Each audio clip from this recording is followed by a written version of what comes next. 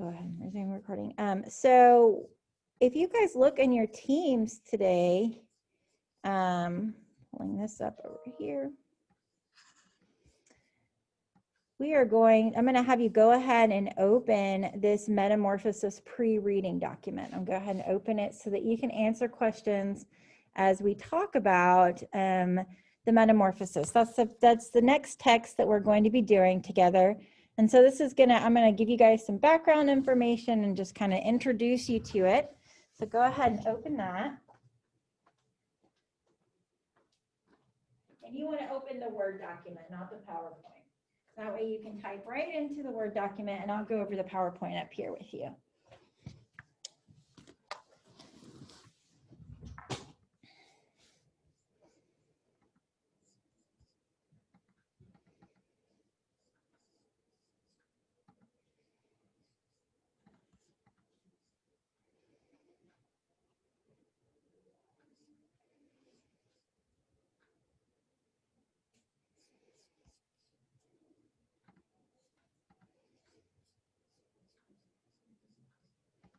All right, does everyone have their document open and ready to go? Okay, you're still working on yours? All right. No worries. I want you to go ahead and kind of take a look at this picture here as we're pulling up our documents. What do you guys see going on there? What's happening in that picture?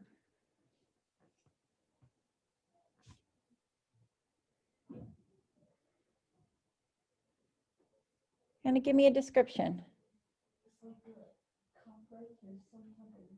Yes, and what's happening with that bug? Is coming out of his head, right? And so his head is kind of disintegrating as this bug is coming forth. What does that kind of make you think that this story might be about? Any ideas? Do you think it's about bugs? Maybe, right? Do you think this is about a man? What about the word metamorphosis? What do you guys know about the word metamorphosis? Change, right? So like butterflies, they start as caterpillars and they go through the period of, into a metamorphosis and become a completely different insect. All right. So take a look at that image and thinking about it. What I want for you to do is on that worksheet that you have your Word document is I want you to define the word literal in your own words, and then also define the word figurative. If you don't know what those words are, then you can also use a dictionary, but I want you to kind of take a stab at it before you use a dictionary and just tell me, what do you think the word literal, defining it in your own words, and then figurative. And then I want you to look at the picture, think about the picture, and tell me, do you think that that picture is supposed to be a literal picture or a figurative picture? And explain to me what you're thinking. So I'm going to give you a few minutes to respond there.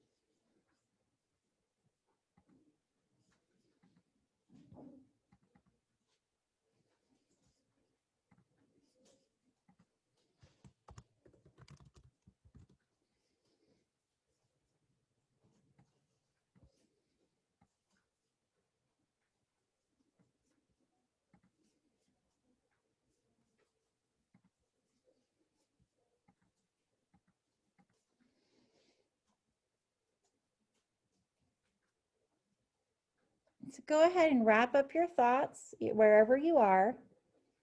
And then talk to me, what does it mean? Let's put literal in our own words. What does it mean for something to be literal?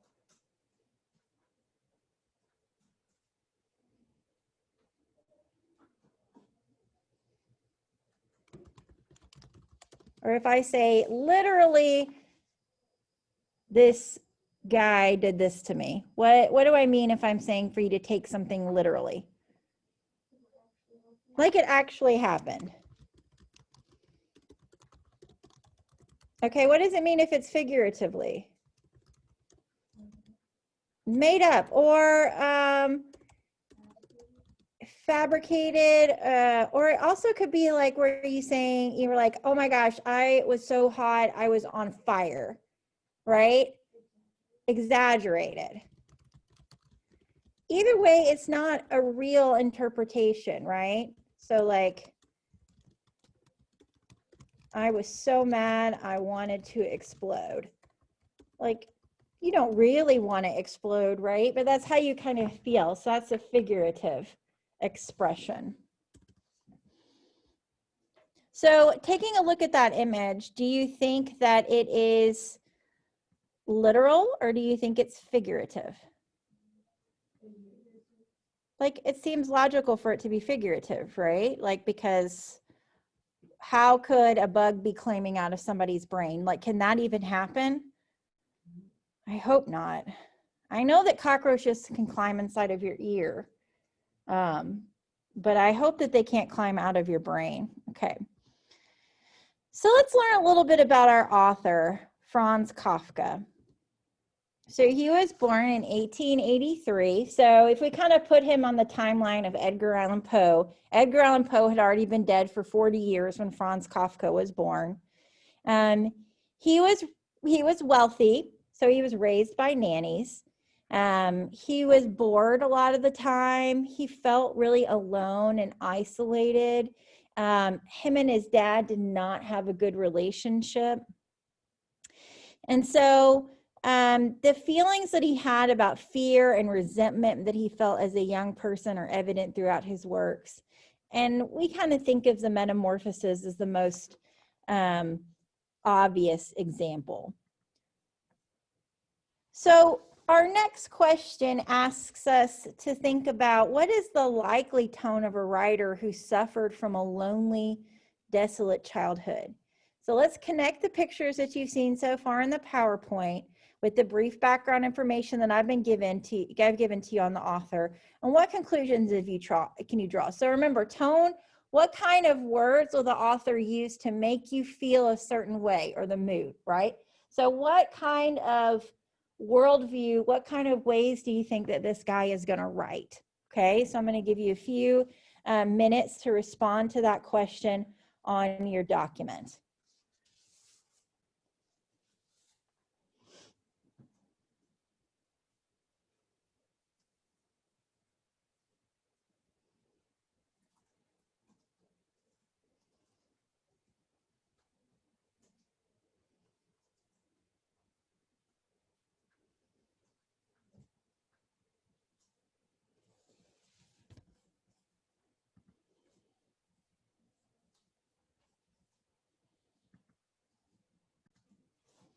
So what kind of tone do you think we can anticipate from this dude?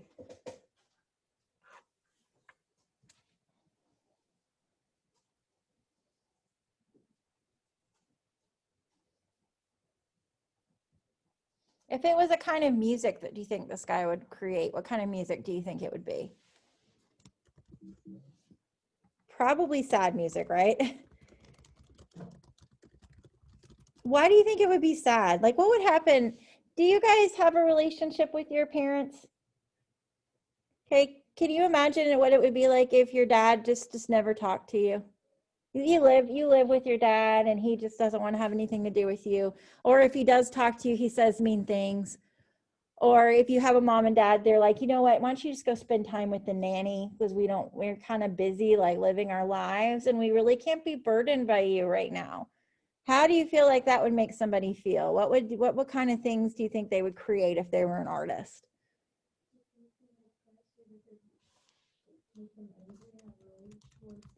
Right. Depressed, raging, anger at parents. What happens if you're angry at your parents? How do you feel about the rest of the world? If you get into a really bad fight with your parents and then the next day you come to school, are you still hot about that argument? Yeah, like it kind of makes you angry at the world. Okay, good.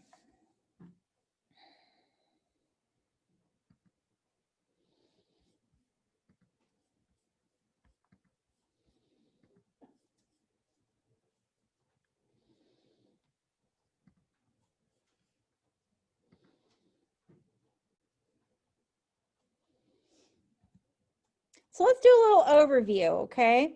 So here's the elements of the story. And yes, we're going to read the story, but this kind of can help you not feel as maybe a little bit confused when we start to read. So Grigor Samsa wakes up one morning to discover a shocking change. He has been transformed into a giant bug. Gregor, however, seems less concerned with the physical change. Instead, he focuses on the possible repercussions that go beyond his physical looks, losing his job, upsetting his parents, not coming to work on time, etc. Gregor suffers and struggles throughout the story to fit in with his family, but his condition of becoming a bug only seems to worsen. So Gregor's parents and his sister and others don't have a realistic reaction to his change. Okay, so first of all, if you were to all of a sudden wake up in the morning and you were to become a bug, how do you feel like your parents would respond? Would they be like, well, that's cool. That seems totally normal. I hope not, right? Okay.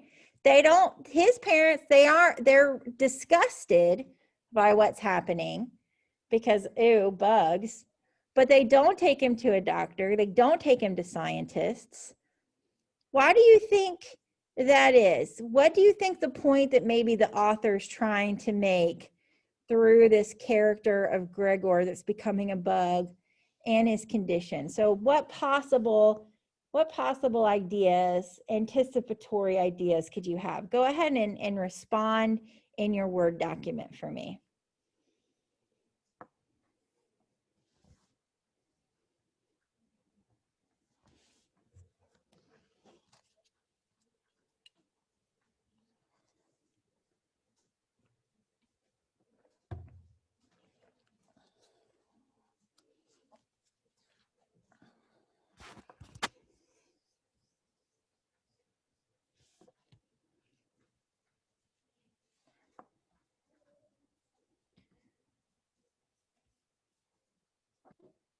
What purpose or point do you think that the author is trying to make by making the whole entire family not do anything? What? They don't care. Okay, good.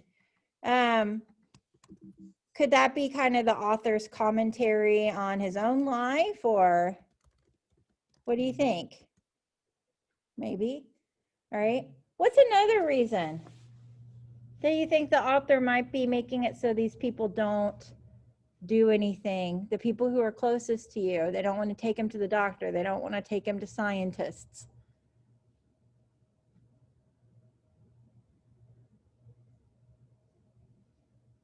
What happens if you take somebody who is sick to the doctor or to scientists or something like that?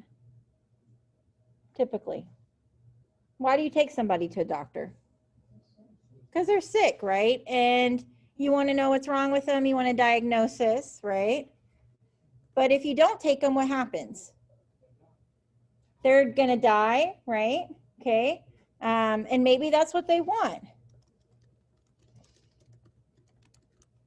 Okay. All right, good.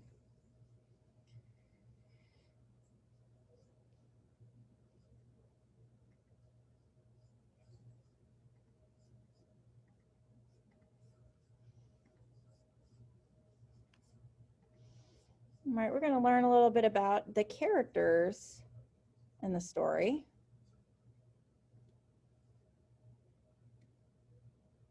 So we've got Gregor. He's turned into a bug.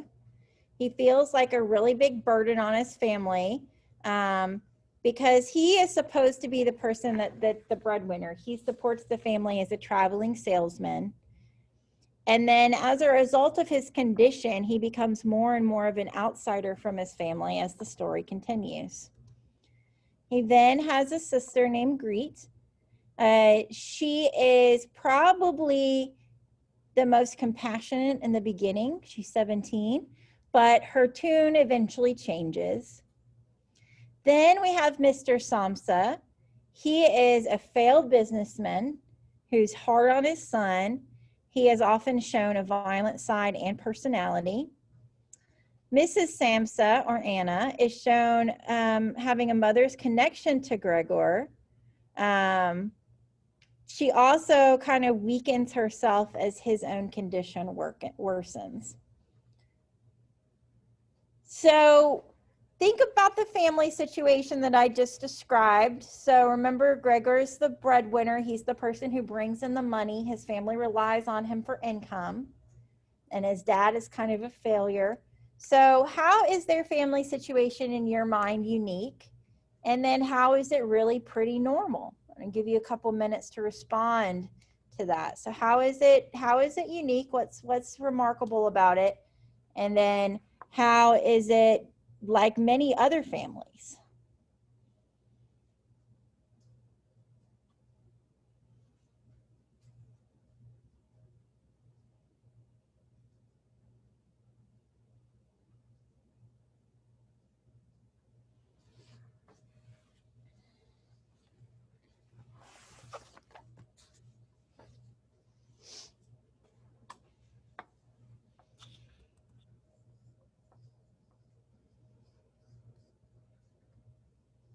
So let's talk about the family situation, guys. How is this situation unique? What's different from a normal family, in your opinion? A normal family would try to help, right? All right, what else?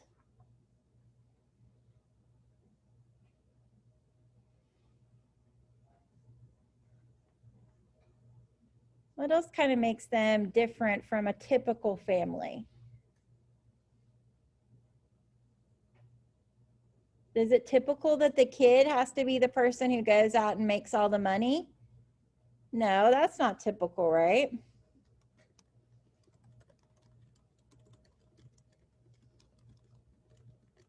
Okay.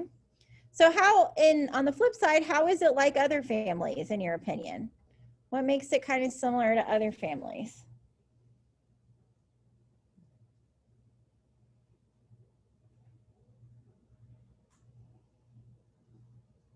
Is there anything that makes it like other families? Do all families have conflict? Do all families have issues, right? So these are weird issues, but they have issues just like other families. Does anybody in here have brothers and sisters? Okay. So do you have a different relationship with your brothers and sisters, and each one of your parents kind of have a different relationship with your siblings? Like they don't treat your sister the same way they treat you, right? So we've got a mom who's real sweet to Gregor at first, but we have a dad who's really mean, but it might be the flip side, right? So family dynamics are maybe the same.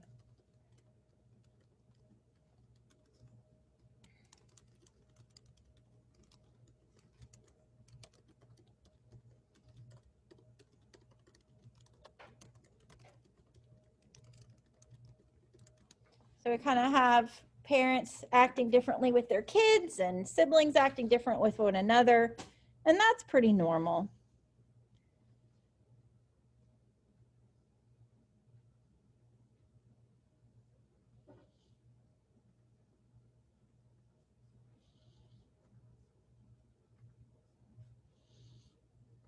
All right, so let's talk a little bit about what the literary focus of this story is.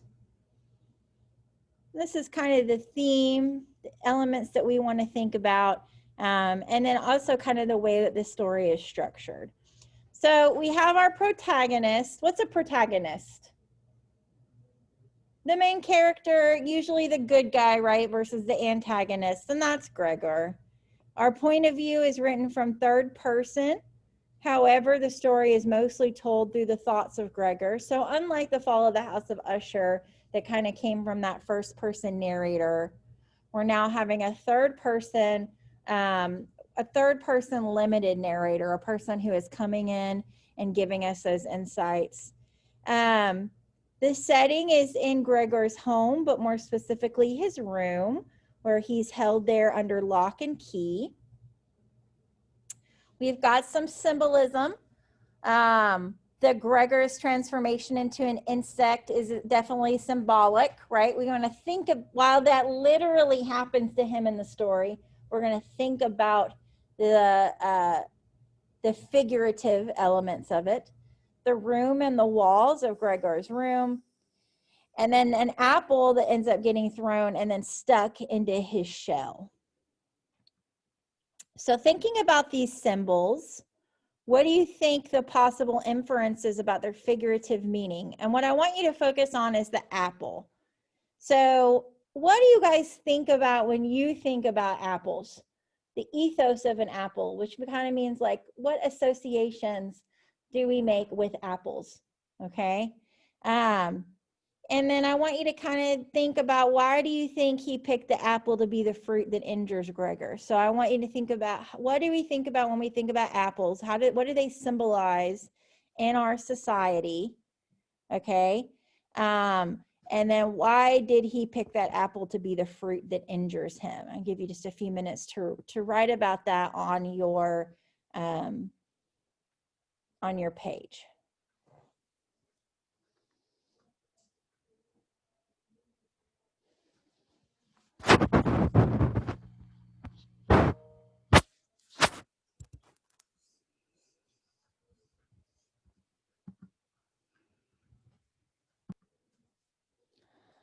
So what do you guys think of when you think of an apple? What associations? What are some like colloquialisms or phrases that you think of when it comes to apples? Is there anything you associate with apples at all?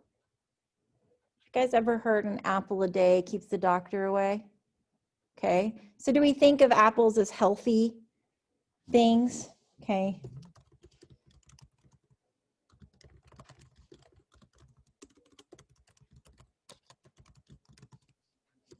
All right, what about the association with apples and teachers? Okay, we don't really think about that, but you guys remember that now, right? You know, you give a teacher an apple, or I mean, I have a little apple that my daughter made me on my desk. But we think about teachers and apples.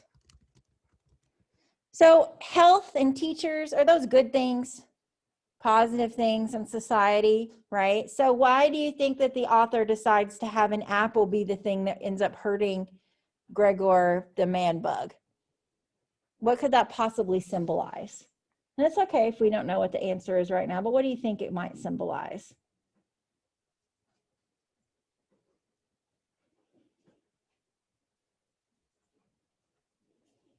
If the apple is a symbol of goodness, right? Then what could it mean if that symbol of goodness is the thing that ultimately destroys Gregor?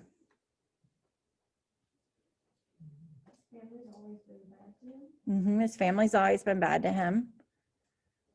Maybe if his family had taken steps or tried, then he wouldn't have ended up injured by this seemingly innocent thing, right? I mean, do you think of an apple as something that could hurt you? Absolutely not, right? Maybe while you're losing teeth, it might be worried about it because it might pull a tooth out. But we'll have to really explore that and think about that what is possibly going on with this apple thing.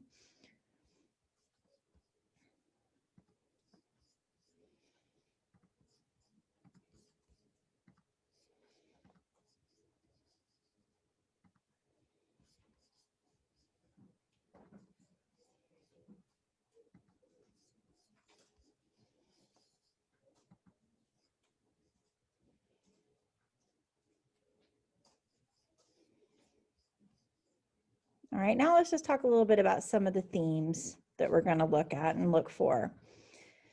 alienation and isolation, family roles and responsibilities, self-awareness and self-consciousness, the role of the family patriarch, which means the role of the family father, and then anxiety, fear, and guilt. So as we think about these things, one, we know that Kafka as a person, as a man, had problems with his dad. So we're going to see the emergence of some of those things.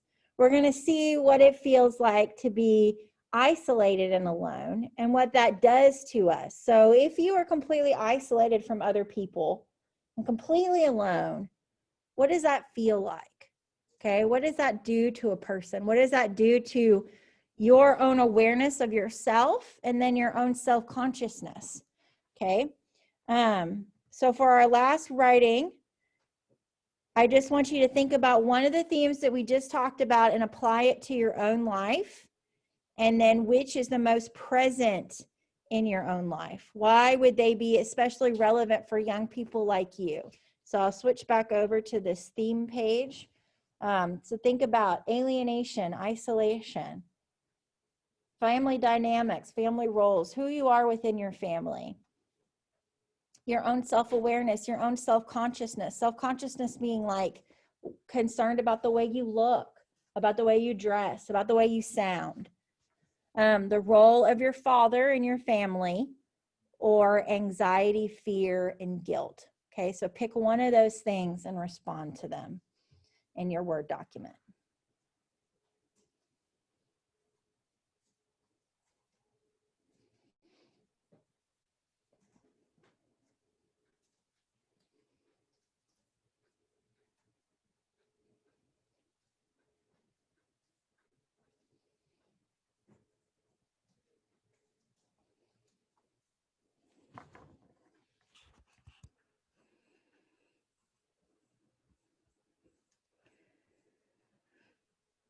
All right, Mr. Aaron, that concludes the live portion of our instruction today. We're going to listen to the first eight paragraphs of the Metamorphosis and then do the academic vocabulary exercise. Just as a reminder, to get to that textbook, we're going to go to Clever, which that link is right off of the Smyrna High School webpage in Clever. And then we're going to click on Pearson Savas textbook if you choose to use your digital textbook, or you can look at it in your physical textbook, and that begins on page 137. Thanks for being with us today, and we'll see you next time. Yes, ma'am. Thank you for having me.